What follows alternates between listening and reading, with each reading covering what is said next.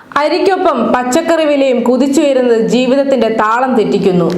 ഒരാഴ്ചക്കിടെ പച്ചക്കറികൾക്ക് 10 മുതൽ 20 രൂപ വരെയാണ് വില ഉയർന്നത്.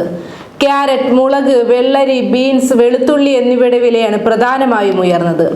കിലോയ്ക്ക് 30 രൂപ ഉണ്ടായിരുന്ന ക്യാരറ്റിന് ഇപ്പോൾ മൊത്ത വിപണിയിൽ 57 രൂപയാണ്. ഇത് ചില്ലറ വിപണിയിൽ എത്തുമ്പോൾ 60-ന് മുകളിൽ വരും.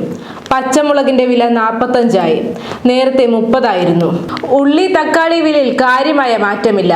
കാലാവസ്ഥ മൂലം ഉൽപാദനത്തിലുണ്ടായ കുറവും ഉത്സവ വിവാഹ സീസണിൽ പച്ചക്കറി വരവ് പകുതിയിൽ താഴെയുമായതാണ് പല സാധനങ്ങളുടെയും വില ഉയരാൻ കാരണമായതെന്നാണ് വ്യാപാരികൾ പറയുന്നത്.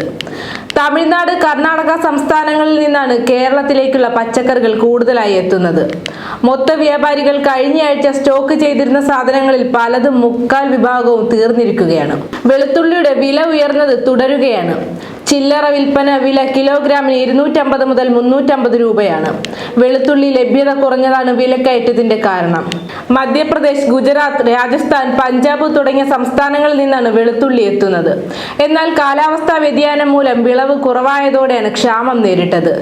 അരിവിലയിൽ കുറുവ, ബോധന, പൊന്നി ഇനങ്ങൾക്ക് മൊത്ത വിലയിൽ തന്നെ 6 മുതൽ 8 രൂപയുടെ വർധനവാണ് ഉണ്ടായത്.